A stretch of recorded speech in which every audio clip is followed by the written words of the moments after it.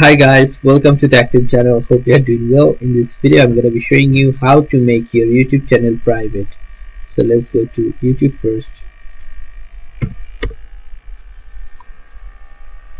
Now click on top right corner your profile icon, go to your channel, go to YouTube Studio.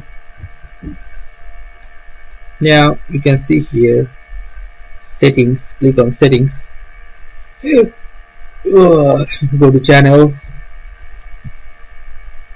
click on advanced settings, scroll down and you will find here one thing, which is remove YouTube content. Click on remove YouTube content.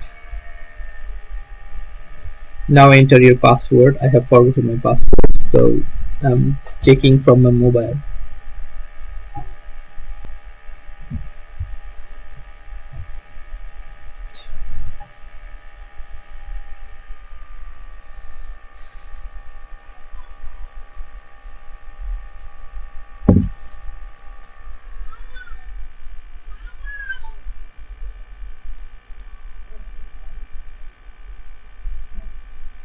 Now continue and you can see my I want to hide my channel.